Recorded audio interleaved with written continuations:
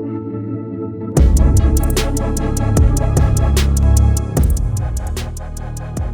guys, welcome to season 2 of Maniacs. This is episode 1, and in this episode, we will be speaking with Amy E. She is a former World Harvest church member, choir member, and she's surprisingly a distant relative of the Parsleys. And today we are just going to talk about her experience there and how she kind of found Maniacs and me, and hopefully have a great conversation and talk about not only her experience, but how she's moved on from her experience and healed from her experience. So without further ado, help me welcome Miss Amy.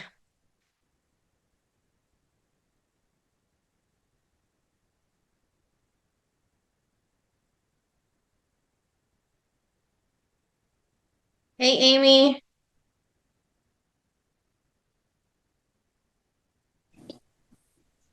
Hi, can you see me? I can't. I can hear you, but I can't see you. So maybe down in like the left-hand corner. I There got you go. Hi. Do that when we Hi. I kind of already introduced you, but I introduced you as Amy E, just so you know, because I wasn't sure if you wanted your last name out there. We didn't really discuss that ahead of time, but it's like better without the B. okay. All right. Okay. Very easy. I'm very open and not shy. So there we have it. Absolutely. I love it. So I wanted to start off. We've kind of talked, on the phone, but we didn't go into too much detail because we wanted things to kind of be organic here. Mm-hmm. But tell me, basically how you and your family kind of got to World Harvest Church and became a part of World Harvest, and some of your experience there, and then how you kind of transitioned out of there, found the Maniacs podcast, and then, wanted to be a guest. Oh, and my I might God. have to remind you of those things again, so it's okay.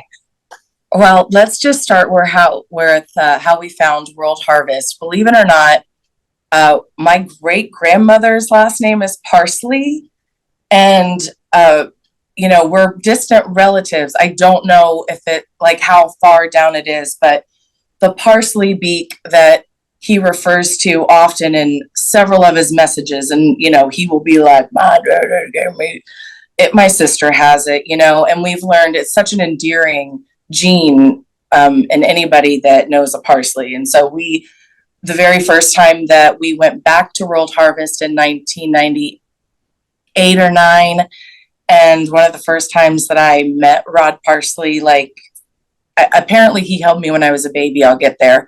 But he grabbed me and I said, and he said, "Oh, you're Junebug's kid." And that's my dad, as everybody knows him. And I said, yeah. And I said, well, she has the parsley beak. And he went, "Oh, bless her heart." I mean, he was always a very sweet, charismatic, affectionate man, one-to-one. And with, I think, congregants and people that were very loyal, and possibly always had a smile for us because of the parsley beak gene being so prominent in one of our family members. So, but we first came to Word of Life back when my older sister and I were toddlers and babies. And my dad was a Southern gospel minister that traveled exclusively through, Columbus and Kentucky and West Virginia and Appalachia, exclusively. And so he was actually asked to be the worship pastor of Word of Life. And my dad said, absolutely not, as the old school ministers and old school, Baptist fundamentalists did. "I will not, Rod, be your worship pastor because you're not married, and pastors have to be married in this day. Yeah, I will not be a worship pastor for a pastor that is not married yet." And so he wouldn't be his worship pastor. And so that's, and then, he got bigger. My dad stayed kind of in interconnections with him through his music and then the radio scene and special events that happened through just being in the church. There used to be a huge place where it was the Christian rock band would go. I can't remember the name of it now. I'm sure somebody in the comments will remind me. But it was like a rock place right smack in the middle of Reynoldsburg, Columbus, where all the church cruise circles went. So if you grew up in Reynoldsburg, Pickerington, Canal Winchester, you knew of people that went to World Harvest, that were a part of World Harvest. You probably went to school with them or rode the bus with them because they were getting from their bus to the Harvest Prep buses to go to school. So there was always this big kind of circle of you always knew about World Harvest, and it was on TV. And the thing that was on TV at the time was, miracle signs and wonders and just a Pentecostal's dream, which is like, well, they're running, they're dancing, they're shouting, there's people coming out of wheelchairs, people are giving money, and oh my gosh, like within a second it's returned. But it wasn't even about that. It was just about the energy in this big place and the expectancy, and how the expectancy is the breeding ground of miracles. So if you have 4 people in a room and there's expectancy of like, hey, we're going to have a good time at this birthday dinner tonight. Think about what that is when you have 4,000 people and they're not anticipating a good meal. They're anticipating a miracle. They're anticipating their legs being healed. They're going to walk out and not be in pain. They're going to walk out. They're going to give the biggest seed of their life. And when they walk out of the door, before they even get to the car, there's going to be a check in the mail of $4 million. I'm being a little extra there, but that it's just that anticipation. And so people were there early. When we first got to the church, it was the year of Jubilee, 1998. And, I've been watching a lot of videos about this, and so my memory portals have been majorly opened. But it was so exciting because they had brand new worship pastors. The church was the biggest it had ever been, I think, peak attendance. And it was all about the expected year of the Lord's immeasurable favor or something to that effect. The year of Jubilee had something to do with 50. And there was something that, if anybody watches this, they're going to be like, did you not pay attention? Look, I'm 40. Okay. This was when I was 16. And there was a lot going on in my head at that time. Okay. I was an adolescent teen. But something happened in 1938 in the Jewish community or in the Jewish world of religion of some sort, church, I don't know. And, this is where I would need your scripture to help me. And then in 50 years later was 1998. And all I knew was we were going to have a party, which may or may not possibly be a little truth of what am I remembering as a 40-year-old, not the scripture, but the party signs and the whistles. And I knew we was coming for a party. So when we came in 1998, the church every Sunday morning and Sunday night was packed to the brim. If you wanted to get a little bit more personal, you were going to have to go on a Wednesday night where the balcony was shut off and it was still packed to the brim on the floor. So we would get there at the doors opened at 8:30. So I believe we got there at 8 or 7:45, really early. And the doors would open at 8:30, and just whoosh, people in every door because they wanted to get in the front.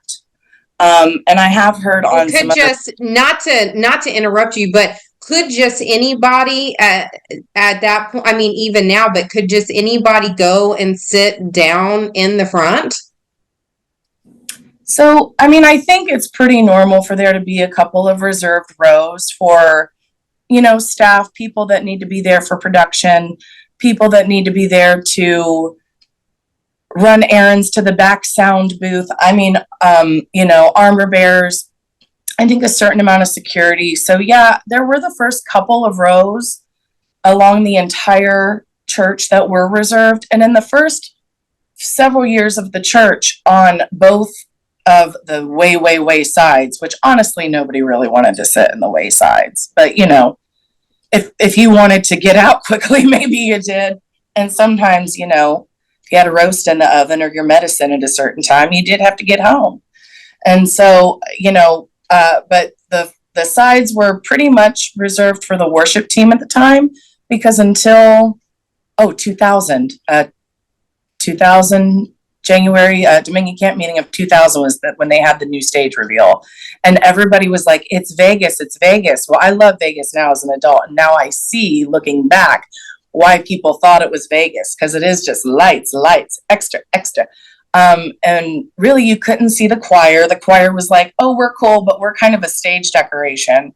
But the choir kind of loved that, because with the old stage, which was kind of the blue, old like burgundy and teal, and then like the bright red dresses, suits, the choir didn't have a trap door to get out anywhere. So if there was an emergency within our own body or with a family member, you couldn't get out without somebody seeing you. So the choir loft had its goods and bads with that new stage. But the front was, I would say, the first row for sure of every part of the sanctuary is reserved. And then there was a few more rows, in particular with the two central rows that pastor sat in. And pastor always sat kind of to the left center, looking at the stage, and then looking at the right, more of his elders, like personal elders, sat very close to him. So kind of like his wingmen on his right and left side. And then there was the reservations for like his Uncle Willie that was there for years and years and years. Of course, his mother sat there with him and other family members. Endicott, one of his cousins, was a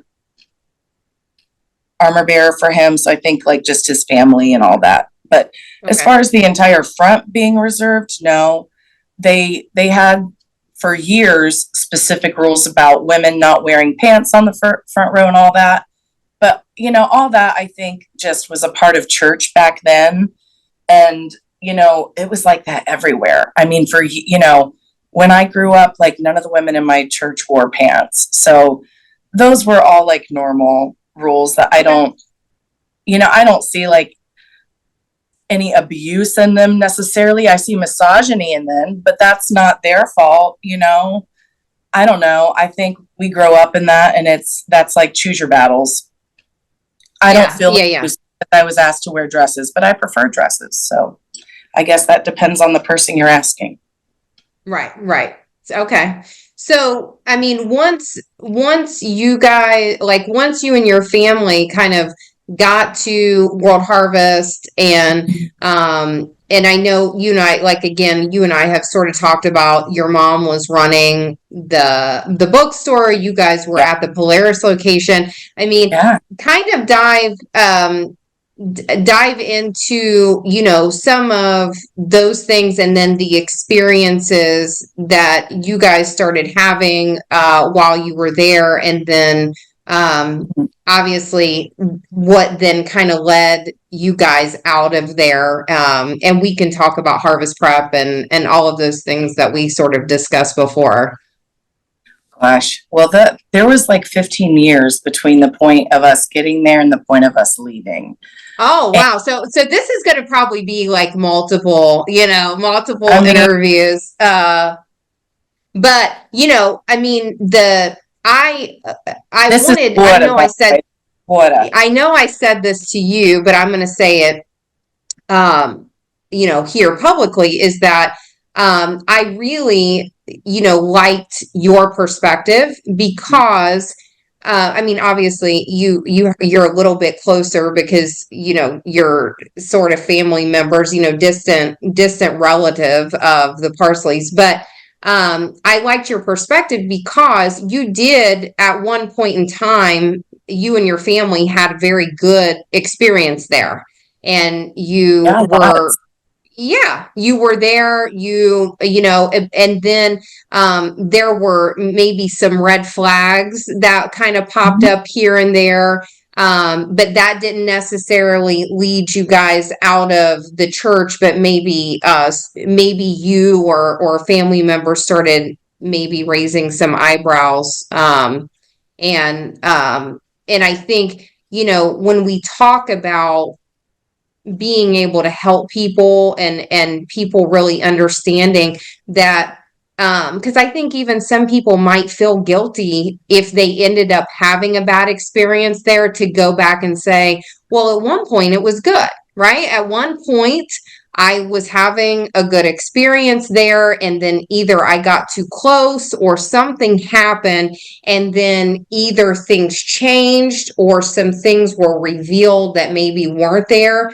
And I want people to know that it's okay, that you at one point in time had a good experience, whether it's at World Harvest or another church or a workplace. That doesn't mean that you are okay with the behaviors or what ends up coming out of it. But that it's okay for you to have kind of, this was when it was good, and then this is when things kind of went left field. Yeah, Does that make sense? I think it's important to know that nobody is ever 100% bad. Maybe that's my naivete. Maybe that's just the goodness of the Lord in my heart. But I just don't believe that anybody or anyone is 100% bad. And so I do believe that there's nothing to feel guilty of or bad about if you have really great memories with somebody that also treated you really bad. Like, you can have two things that are true in the same sentence. I mean, you talk about perspectives. I mean, you've got 1,000 different truths going on at the same time. So there are things that are true that you may not see. And, like I said, he may have treated me like an absolute doll baby, and then in that same breath been irritated AF and been ready to go explode on the staff that very next breath. But that part I didn't see. So that's not, but I think we loved it. I mean, like I said, there were so many, I don't know what to describe the energy of it to, because for me, it was just like normal church service.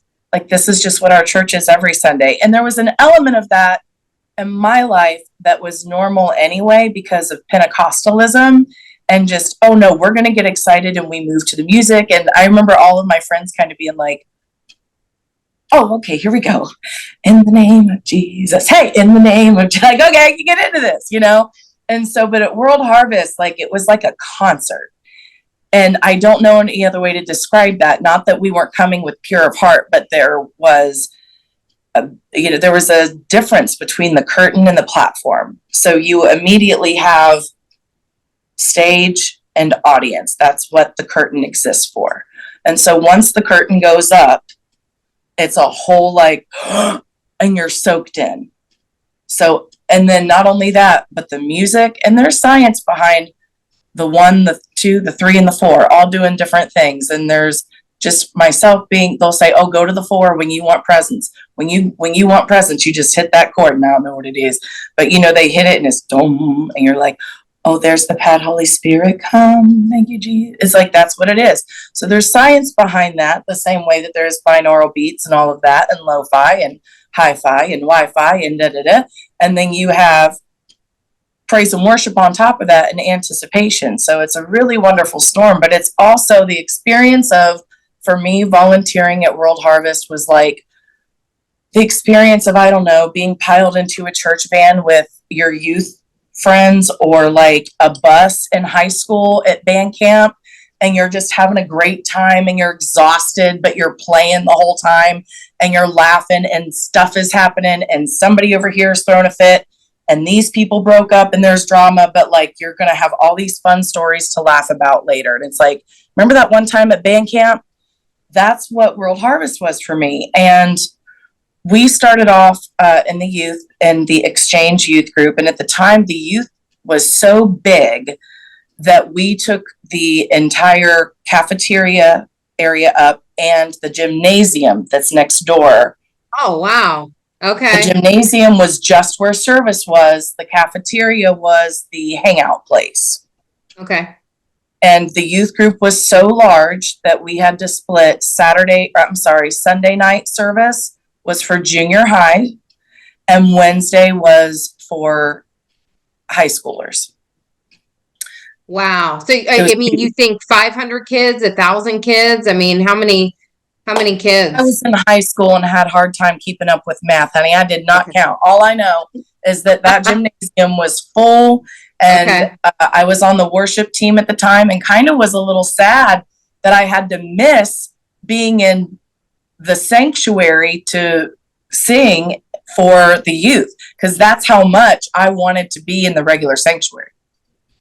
Okay. So Uh, you wanted to be a part of the choir more than a part of the youth group. Not that you didn't want to be a part of the youth group, but it was yeah, like the desire of your heart was to be a part of the choir. the desire of my heart was always to be on stage, honey. I left Ohio and went to musical theater school in New York City. I left after a year because I lost my virginity, and I really thought that the devil was using my life and taking over my life. So I came home. And that's a very non-ego, like very open moment of just one of the bigger reasons why I reached out to you was to just start having a bigger conversation of ways that the church has really like made a difference in our lives and caused some spiritual abuse, emotional abuse. And I'm going to use those words because I don't think it's normal for a 19-year-old girl to go to college and lose her virginity because she's living life a little, and for her to think that the devil's taking over her life and come home. That's not normal. So then, like, you go through therapy, or I went through therapy. I've been through it for 10 years. And even now, when I throw fit and become a baby and throw my temper tantrums, I keep a Post-it note and I go to my doctor and I'm like, well, I screwed up this week. I really, next time I'm just going to go lay on the floor and cry for 10 minutes before I talk to anybody because, and she's like, okay, what do we do? But my point is, I've been in therapy for a long time, and I've realized that a lot of these roots of things root back to my belief systems and into where did those belief systems start and how do we really crank down on them? The Christian community has shown us some signs. Like we've seen, the shack. I think the shack was probably the most real version, but it's still very Christianized of how we need to look at Holy Spirit and our own souls and the roots and what we need to pull out. And I think that generational curses are not just for people that you have birthed, but as a spiritual leader and as somebody that has overseen and called himself a pastor, not by our choice. We never voted. There are some churches like that. The United Baptist that Rod came from was actually one of those churches where they voted for a pastor. But we did not vote for you. You stood up in front of us and you said, this is my church. I am the pastor. You can trust me. That is what we think as just Christian people that are seeing miracle signs and wonders. So we're going to come and we're going to hear from you. What we don't expect is for, me, myself, as a 19-year-old girl to have this experience and to come home and then find out a year later that there may be some ish going on behind the doors. Right, That's right. really So none of when my you, business, but it is my business because that has affected me. And that has affected how I live my life, and it's affected how I'm hurt. And when you get up as a spiritual or just leader, this is why Trump can't do it anymore, or Biden, or any other senator, man, woman, doesn't matter. They cannot do this anymore. They are not allowed to get up and state that they are somebody and living by a certain standard, expect their kids to live by it. When I say kids, I mean World Harvest Bible College students, World Harvest Preparatory School. I've been in several choir rehearsals where the choir directors were like, you are not to go down the road and have a martini at Applebee's if you sing in this choir. Okay. yeah, yeah. And You can't when do you, that. Right. And I guess so you're alluding sort of to there has been like a double standard basically, or you found Yeah. out of and we know, I mean, I know it to be true, and anybody that's watched, season one knows that there were most certainly double standards in that, especially coming from a staff member and someone in HR, that there were standards for the congregation, there's standards for the people that work there, there's standards for the people that volunteered there, but the people that are setting the standards are not even holding themselves or maybe family members or people close to them to those standards. So when you start, I mean, and if you feel comfortable speaking about it, Yeah. what were some of like the first situations that really for you started raising some eyebrows, like, well, I'm wrong for this, but I found out XY, that other people were doing this and kind of getting away with it, or how did that work? Well, I know people would just love for me to spill all kinds of tea on that one, but what I'll keep it G. I think even standards as far as being told you need to be at the church as part of the choir. Rehearsals were, I think they started at 8 or 8:30. I really don't remember. They were early on Sunday. On a day off, they were early, and I'm not a morning person. I don't like to get up early for work. And the Lord knows that. Okay. He ministers to me in my dreams. But we were supposed to be there at 8 or 8:30, right when we were supposed to. And they had somebody taking attendance who I did not like her one bit. And I will be honest about that. I think she needs to apologize to a lot of people. I will not say what her name is, but it may have rhymed a little bit with Racy. That was her last name. She owes me an apology, at least. I mean, I've forgiven her because forgiveness is the fragrance that the flower has shed when it has been stepped upon. So, honey, I forgive her, but she still needs to apologize. Amen. But what'd you ask me? T. Oh, we were told to be there at 8:30 in the morning. I got it. I remember. I love your tangent though. I love that tangent. You're welcome. We were supposed to be there at, 8, let's say 8:30. And so we would be there at 8:30. The worship team wouldn't be there at 8:30. They'd be getting it there at like 8:45 or 9. Now, look, I want to be very clear that some of these standards that were set, yes, they were like, okay, if everybody kept to them, then yes, we could say, but we expect we want perfection, and this is our expectation. So if you give us this, then this is okay, cool, great, great. But you're not going to get excellence from the choir and then like not get excellence from them. I'm not going to get up 15 minutes early if I know we ain't even going to start until 9:30. Like, no. But then I was told when I got there late, which I actually was there on time. I just didn't know that there was a new system and that I was supposed to give my attendance as a volunteer who wasn't being paid to somebody whose last name rhymes with Racy. And so I told her, hey, look, afterwards, which I was standing in the choir and the riser at 8:25 where I was supposed to be. And then afterwards, she grabs the mic from the most amazing, dearest worship leader I've ever met who played keys. She grabbed the mic from her and said, listen, I will be the judgment of this choir.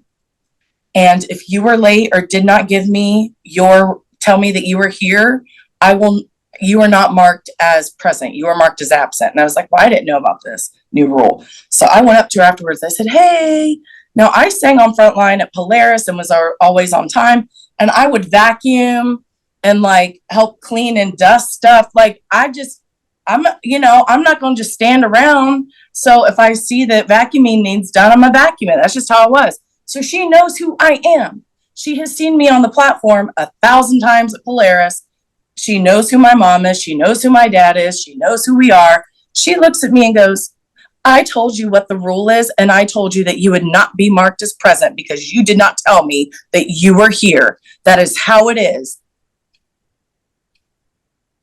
Now, I'm very emotional, and so I went and called my mom immediately and started crying.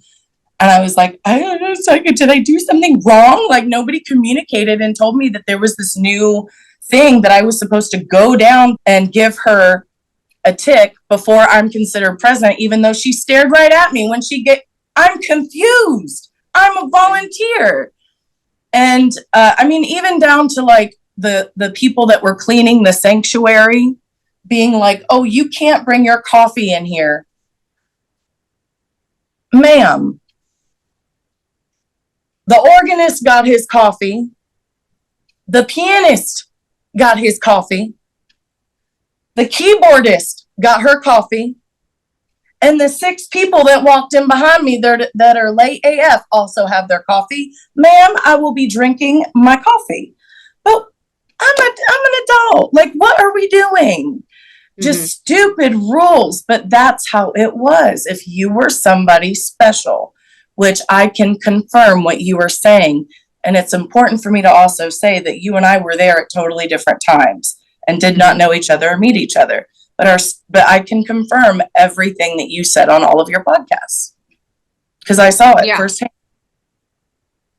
Yeah. And so I guess, and kind of leading into that, what, tell me again, like how you found, because it is important to know that you and I did not know each other at all. And funny enough, we did actually go to the same junior high school for a period of time, which we found out after the fact. But so tell me, like, what was going on when you found Megamaniacs? Did someone tell you about it? Were you just kind of searching some things out? And then what prompted you then to reach out to me? I found the podcast. Somebody sent it to me, and it was the black guy with the glasses. You said it, Pastor Ray. Was that his name? Oh, Pastor Ray on the unction. Okay. Yeah. Okay. So that was the podcast, or that was the link that was sent to me. And honestly, when I heard that audio, nothing surprises me. I want to say that, both as a 40-year-old that's dating and as just a woman in general that has seen a lot of stuff come undone. And just even before documentaries were popular, nothing that you would say about him would surprise me. Now, I want to say that in a positive way. If you said that he pulled over and said, here, the Lord told me to give you my truck, I wouldn't be surprised. That's very normal. I think he's a very generous man. But again, 2 things can be true at the same time. And one negative truth doesn't wash, or one positive doesn't wash your negative. Those positives you're just supposed to live like anyway. Can you imagine if Jesus was like, oh yeah, here's, let me spit and wash your eye out with the mud. And then, oh yeah, I know I stepped on your feet, but so what? Oh yeah, I broke your toes. Yeah, but you can see now. What's the problem? Yeah.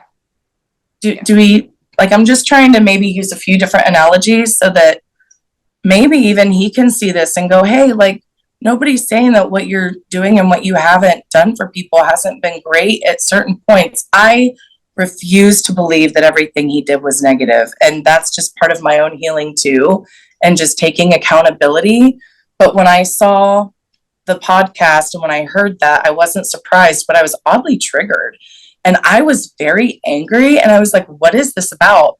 And then I realized, like, oh my gosh, this is how my ex-husband used to talk to me. And I'm so glad I got out of that. Yeah. And I wasn't getting paid. Like, that to me would be easy. And I can just say there's no amount of money that would keep me in that position ever again. I mean, I haven't been offered the amount maybe that some of them have been. But try me. Let's see. I'd like to see if I'd take you up on that.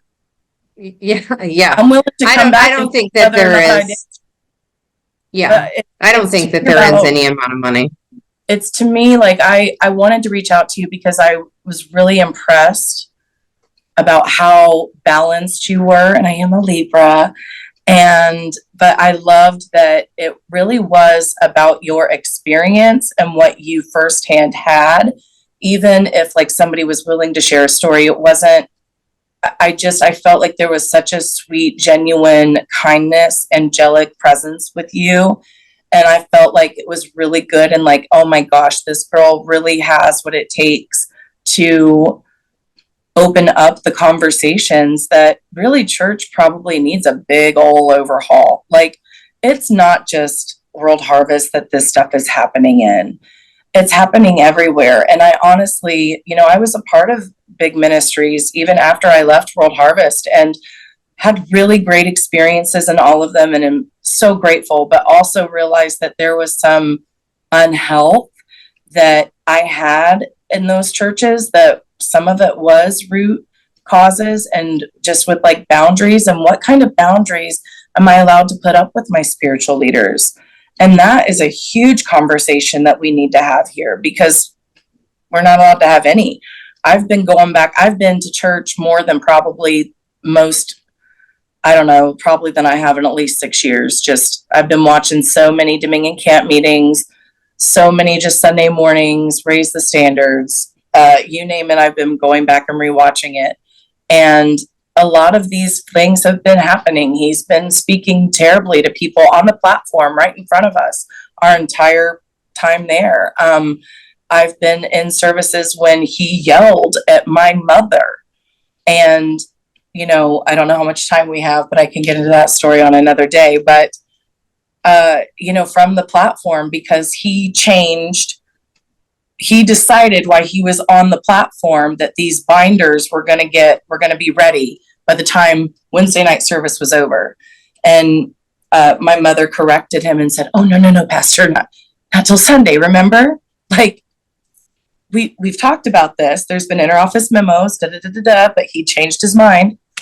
And he yelled at her and said, "How dare you correct me on the platform?" And so I've seen all of this behavior. And were there people, like, was it like a regular church service? Church service.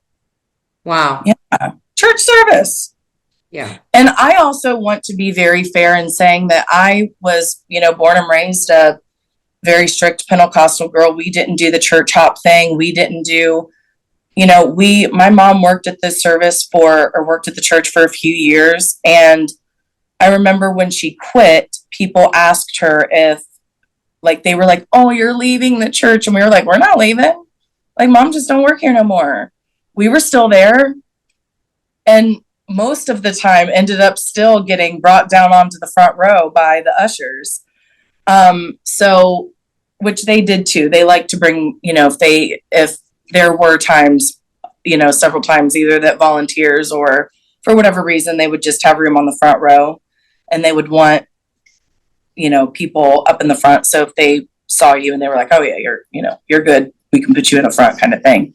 Or if you had a dress on, whatever. So why did your mom quit for a specific reason, or?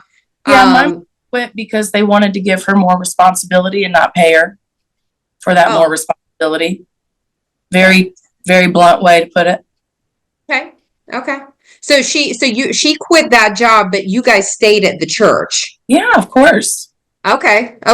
So, I don't know where this kind of happened. It would have been around the year 2001. 2001, 2002, which was right around the time that I also was in the choir. Okay. So you had mentioned when we were talking that, because I've mentioned, in several episodes that, I got to World Harvest because my son was going to school there first, and then I felt led to go back into the workforce, and the rest is history. And both of my kids went to school there, but I didn't go to church there. So that's been surprising to some people that they hired me and allowed me to work there, but not actually attend there. And in your family situation, your mom was working there, you were volunteering and singing in the choir, but tell me what the situation was when they found out that you guys didn't go to HPS and were not going to go to HPS. Oh, yeah. Mom got an interoffice memo stating that if she worked at the church, that she was to send us to Harvest Prep. And Okay. And she would have to have paid for you guys to go to school there, or Yep, would yep. it have been a scholarship? Okay. No, there was no scholarship unless you knew somebody or was there probably for, and I do want to say too, like, I do know that there were a handful. At the time that I was there, I think there was probably 200 people on staff, maybe more. I feel like Okay. that number sounds about right, but I don't know. But there was maybe a handful of specialists. So I'm not surprised. I wasn't surprised to hear that you did not go to the church because of your specialization in HR. I know that there were people there that specialized even in we're not going to say how, but I knew a few people that ran camera and they did not work there. So, okay, so keep going about the whole Harvest Prep Yes, so thing. mom got an interoffice mail, went down there and said, my children will not be attending your school. And I don't care to quit if this is what the ultimatum is, because my kids are not going to your school. We were both, my sister and I, actually my sister played the trumpet on the platform and she was in the band, and but the school that I went to had superior marks in the music program, which is what we wanted to do. And my parents asked us, where do you want to go to school? And we said no. I mean, we knew a little bit, from the Harvest Prep kids, from just being in that inner circle that I talked about in the very beginning, just kids being, and on top of that, I knew about a lot of the stuff going on because mom worked there. Well, Make children do work. Like, what do you think this is going to do to her? This is creating a monster. So as an adult, she's never had to do anything she's ever had to do as a child either. She has no work ethic. Her work ethic is, where's the assistant and the person that's going to do. Let me tell you, the last time I went to that church was, I was married, so it was probably 20. There were cameras, we just sit. Now look, where the Lord is, I am, okay? I go where I can feel the presence of the Holy Spirit like that, okay? I'm a Pentecostal, where 2 or 3 are gathered. So there were times in the service, of course, where I was like on my face and thank you, Jesus, but that's because I had to take my eyes off them. But it was difficult to do that because there was somebody circling around them to get who do you think gets all the cell phone shots of? I mean, there's somebody doing that and posting stuff on the gram. Those are not candids, people. And neither is Keeping Up with the Kardashians. It's reality TV. You're supposed to, they want your attention on even when, they come in all on their own, separately from everybody else. They're very rarely, the several years, the 12, 15 years that I was there, I saw, at Polaris, he did come quite a bit. He was always there beforehand and always talked to people beforehand. I think he really loved, I would if I was him anyway. I would have really enjoyed like having that small church kind of feel and not, feeling like he had to walk into the big church and the bigness of being on all the time, that he could come back and be like a little small church RP there. And that's where I got the most interaction with him.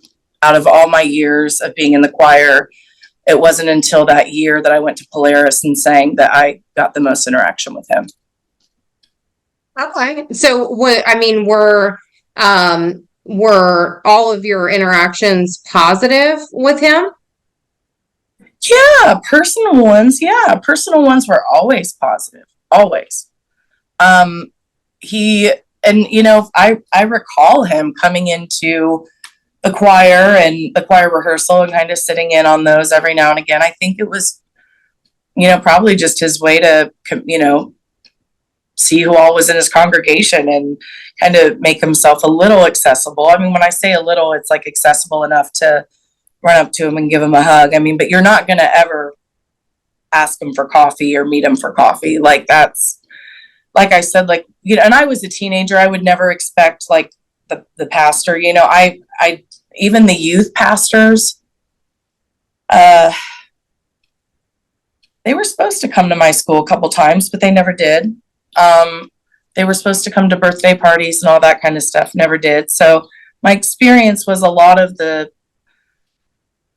celebrity kind of culture that Rod created, and being such a Hey guys. Hey guys, sorry, we had to take kind of a brief intermission there, but we'll probably be bringing this episode to a close here pretty soon, but want to finish up sort of what we were talking about before, which was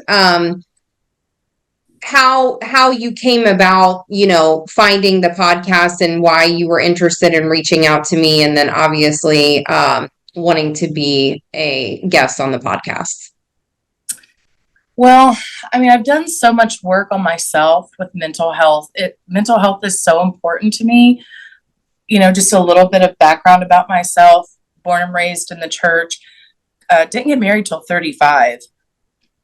And that's a whole other story for a whole other day on my porch. But then went through a divorce and was quite frankly very devastated of just like, where's my life going? Am I never even going to be a mother? I thought that this is what I've always wanted. Like I left school to come back to just live for God and get married and be a mom. And it was like, I really had to really rip myself apart and figure out, like, why did you even settle for this man? Why? And not that, again, he's not 100% bad. I know that I did a lot of bad stuff too. Like I've always said that my marriage did not end because it was his fault. At least 50% was my fault. Yeah. And so that's what I think it comes down to. And that's what I've been able to finally accomplish and say 2 years after, you know, coming out of the divorce, is realizing like, wow, there were a lot of things that I could have done a lot better. But it was also my friendships out of the church, not in the church, that made me realize that I could take accountability and that it was safe. They weren't going to judge me. They weren't going to hurt me. They weren't going to be mad at me and pull out 6 Bible scriptures and tell me why I did something wrong. They aren't going to use it against me in the future. Like these people really love me and they just want me to be a better version of myself. And it's been those friendships and those relationships that have really allowed me to grow mentally, spiritually, and even emotionally healthier, and just really be able to pick even conversations apart and go, oh, that was passive aggressive. Why did you say that? And then, but to be in a healthy enough place where I can go, but you know what? You're allowed to be mad because I hurt your feelings. I can apologize to you as soon as I've hurt your feelings, but you can look at me and go, I forgive you, but I need 10 minutes and I don't want to talk to you for a minute. Mm-hmm. That's fine. You have a right to have as much, like I've taken accountability that I hurt your feelings. And no, but like part of that accountability is you can decide to do whatever it is that you want to decide with that friendship. And that's accountability. And, sure. You know, and then you take all these other things. It's like, well, what happens if that, you know, like in Rod Parsley's case, like I think, and the reason I reached out to you was because I felt like, man, we all just need a lot of healing in this regard. And he's no different. Hurt people hurt people. That's what my daddy always taught me. And, you know, if hurt people and Rod Parsley's doing a lot of hurt, he must really be hurting. And I think that he is. And he, you know, again, like those red flags have been here and there and about as much as the other red flags of him screaming at the choir members or screaming at poor little Miss Joni or screaming at whoever. And I mean, I will say he never screamed at me personally, but I saw a lot of like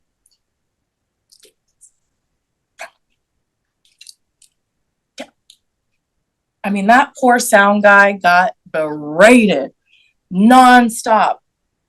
But guess who never came pre-service to check the microphones?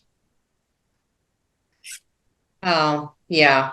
And I actually know when I was there, a similar situation, happened but it was always somebody else's fault, right? Like Well, there was so no let's accountability.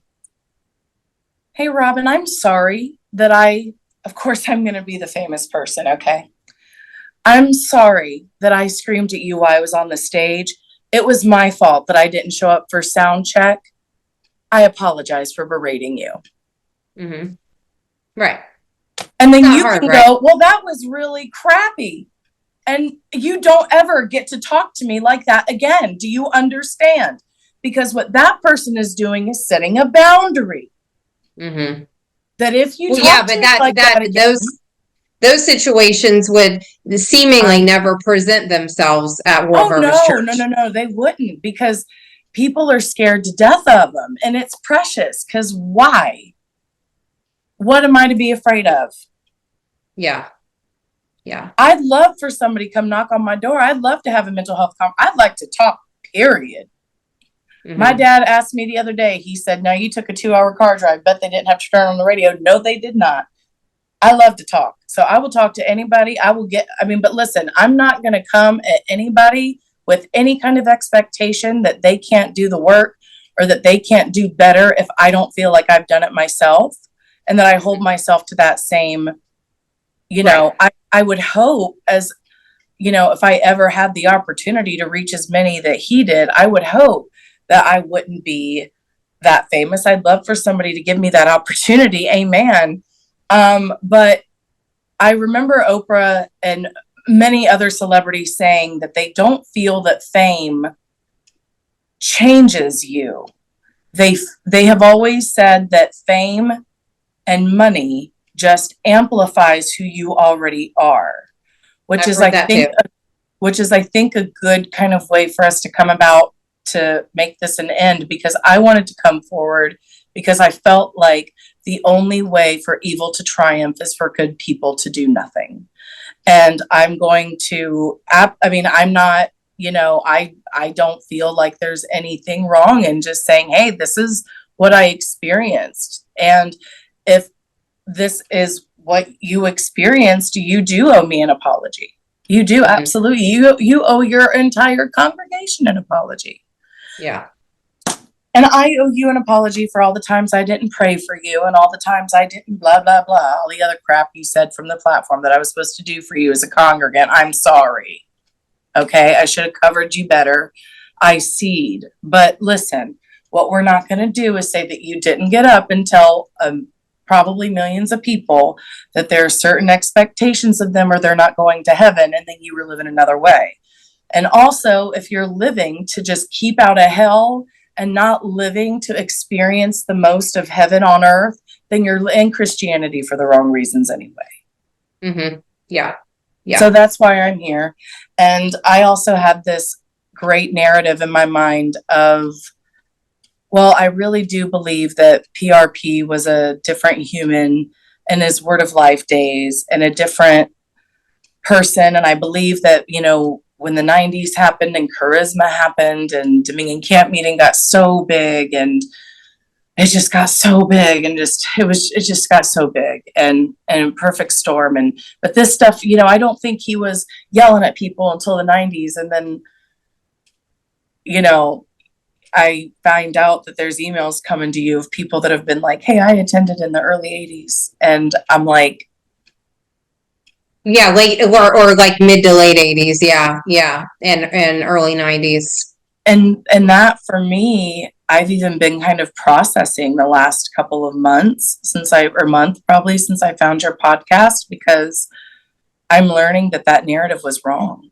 And that, like, whatever it is that made him believe that he can speak to people this way and just behave this way in general. It's not just the way he speaks to people, it's his whole lifestyle. It's not, nobody is saying you shouldn't be blessed and you shouldn't be whatever, but I'm just saying, like, my entire family, we went to that church for years and years, and we're even distant relatives. And I've never been to his house, never been invited over for, and I, again, if you're going to call yourself a pastor, you have to be held to certain standards, sir. Again, I didn't write it, and I didn't choose that title for you. You chose it for yourself. Mm-hmm. And, there's just a whole rehaul that needs to be done. And I think there needs to be, I'm concerned majorly for the people that ever went there. I hope they're all, even the people that were a part of the worship team that I got to spend some personal time with, and that I loved with every part of my being, and thought, like, my praise and worship Barbie and Ken, I love them so much. And I think that any kind of wrongdoing that has come from anywhere below the head is the fault of the head. And that's just because that's what we were taught.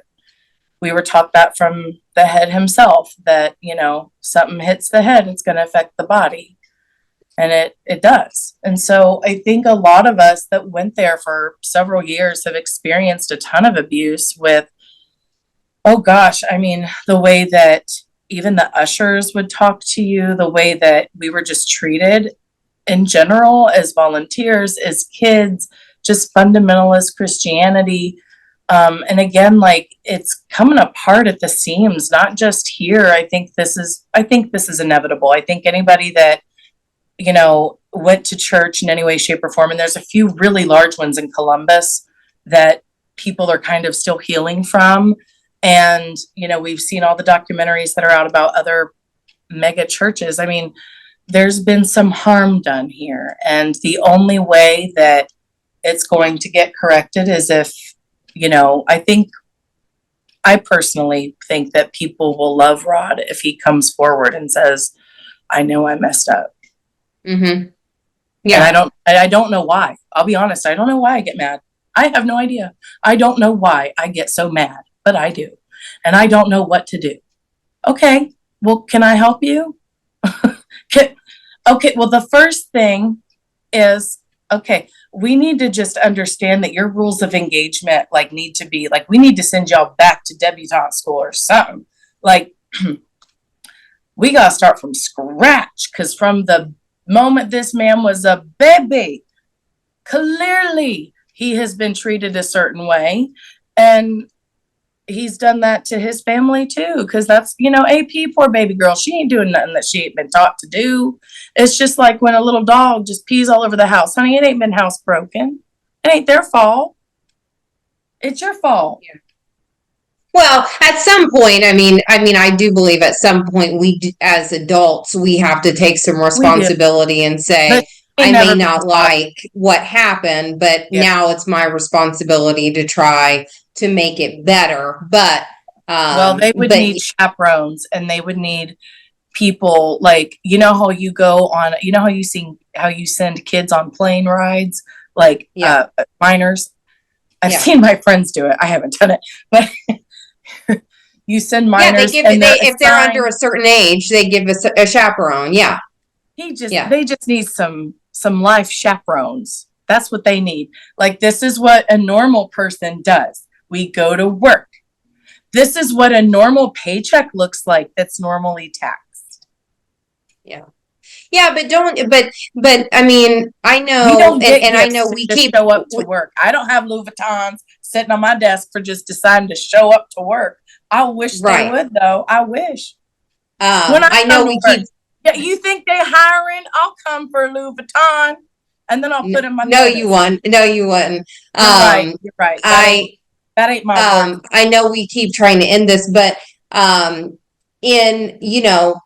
in speaking about, just behavior in general, I know, that I don't have to try, to be kind. I don't have to try to be loving. And we all have our own things. Unless I'm in a bad mood. Right. Unless I'm in a bad mood, then I have to, but usually my bad mood isn't really directed at others, and so I guess kind of, and maybe that's just like my professional, the HR part of me too, being able to kind of separate. But I feel like, when God is really living and working in us, even when we see things about ourselves that we don't necessarily like and that we want to change, we have to actively take steps to work and change those things, right? But we also pray. We also understand that there is a desire and an expectation to treat others a certain way, and we would like for them to reciprocate that, right? But also that you don't on purpose hurt people. I mean, that doesn't mean that we won't ever say or do something that hurts someone's feelings, but Right. overall, we should not be taking pleasure or getting some gratification out of making someone else feel this big. And that was really a lot of my experience when I was there. It wasn't that I was just not me, but them. Like they were just having a bad day and maybe just, used the wrong tone of voice or said something they wish they could take back. But it was almost a knowing that I'm going to say this, it's going to cut you to the core, and then I'm going to do this and say this, and then it's just going to, absolutely obliterate you. And on the inside, like I'm taking some gratification. That's kind of how I viewed it, because it happened so frequently, and then I saw that there was no sympathy, there was no empathy, there was no I feel really bad that I made you cry or that I hurt your feelings. And to me, that's like a different level of control and evil, really, in my opinion, that people would behave like that in general. But then when you add the fact that you're supposed to be a pastor, you're a preacher, you're a teacher, you're preaching and teaching all of these things and require all of these things that you don't require of yourself and your family, and just continue to operate that way, knowing that people for decades have been walking away of just a fraction of who they are as a person, and have to go through years and years and years of therapy and personal relationship with God and all of the things to kind of heal from that place. And it just keeps happening. Yeah, I know and that was really a long-winded version of what no, I was trying to say. no, I this is what the beauty is of sharing stories, is learning, like for me it's been learning, like, wow, I thought of him in a very different way, and I'm learning that he wasn't. And I want him to see the purity in my heart of wanting him to like get some help, Yeah. because like I know what it's like to wake up every day not happy, and I know what it's like to wake up every day happy, and I'll take B for 200, Alex. Right. And but the other thing I want to say to you is I am really sorry that you went through that. Like, Yeah. I cannot imagine my boss ever talking to me like that, or feeling like I was going into a workplace or any place where like somebody was targeting me and was like saying things to hurt me. Mm-hmm. And I'm really sorry, like, that you had to go through that, and that anybody, like, I Well, realized sorry that, more for the other people, because but for me, I'm yeah, empathizing. That's like, and just saying, like, I can't, like, put yourself in the shoes of somebody that has to walk in an office every day and does not know if you're going to have a good day or a bad day, and doesn't know what kind of abuse they're going to have to put up with for their right, paycheck. right. That's right. And And that's yeah, what people continue to live. Yeah. it'd be easy for, I mean, I just said it. I'll go back for Louis Vuitton. See, it'd be real easy for me to go back. See, money talks. And money is also the root of all evil. Right. Right. But Absolutely. I'm just sorry that you had to go through that. I'm sorry that anybody that's there now is going through that. Like, there is a way out. It may not be with whatever salary they're making, but you can work like everybody else. And yeah, it kind of sucks because, like, you don't, like, you have to buy your own stuff. You don't just get it given to you. But like, and you don't get to just go use the church credit card and be like, well, these clothes are kept here because we sing in them on Sunday morning, so it's fine. Yeah. Yeah, I mean, there are some perks that, oh, I'm sorry, you don't get tax breaks anymore for being, what, I mean, that's just a whole other thing in itself. Don't get me started Oh on that. yeah, we could do several That several sounds like a good episodes. place to end. Yeah, yeah. Well, I appreciate you coming on and sharing some of your experience. I know that we will have more episodes where we kind of go more in depth on things, but I appreciate you coming on and hope that you are feeling good about everything and that you're in a good place now, it sounds like. And I'm grateful that this whole platform kind of brought you and I together. And I hope you have a good evening. And I hope This is what the all kids of are doing our now, right? all the This is what the kids yes, are yes. doing now. I hope all the people watching have a good evening and can relate to your story and in your experience there, and hopefully help them, be able to kind of work on their things if they're still plagued with things from that church or from any other church. So thank Come you, on over. Amy. Have a good Bye, evening. babe. Thanks, guys. Stay tuned next week.